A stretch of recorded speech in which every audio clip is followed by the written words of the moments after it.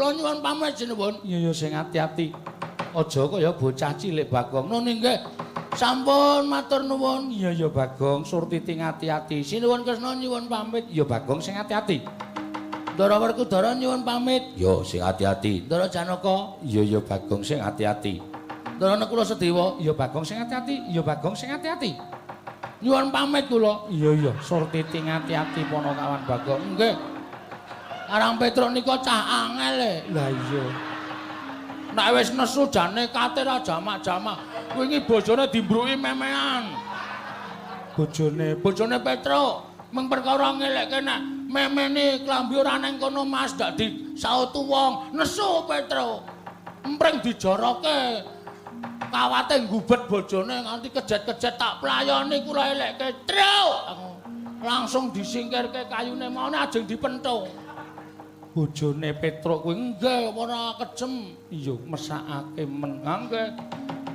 Pun ngoten mawon ndak malah mungkin ndak sinuwun Mandura mungkin ndak malah kewirangan. Iya Bagong. Pareng sinuwun Sing ati-ati.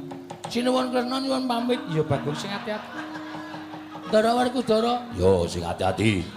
Ndara Janaka, Iya Bagong sing ati-ati. nggih pareng nyuwun pamit. Mergane nek mboten ngoten sapa sing arep ngelekke, ta? Mergo sing iso ngelekke Petruk iku mung kula. Lah iya Ya nggih. ya wis gek metu kono. Oh nggih nyuwun pamit. Iya sing ati-ati. Panakawan sinuwun Darawati nyuwun pamit. Iya Bagong. Sing ati-ati duga prayoga digawa. Nggih pun kula gawa ket mau. Bagong sing ati-ati. Lho ora ngomong e. Wah, wis gak cek-ceken. Nggih nyuwun Ndara Janaka. Sing ati-ati Panakawan Bagong. Nun nggih ngaten. Asma Petruk ki jan wis ngrekasake wong adine.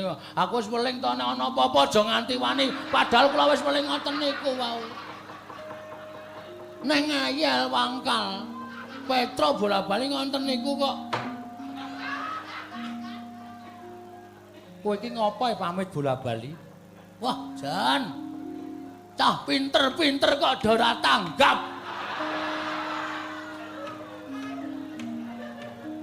Jarene S2. S dung-dung. Nek S2 oke nek kelangan pasemone wong Jawa ya ngono kuwi. Iki semu lho ngene iki.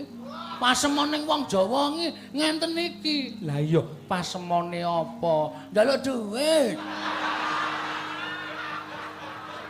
Oh alah. Ora walah iki tenan.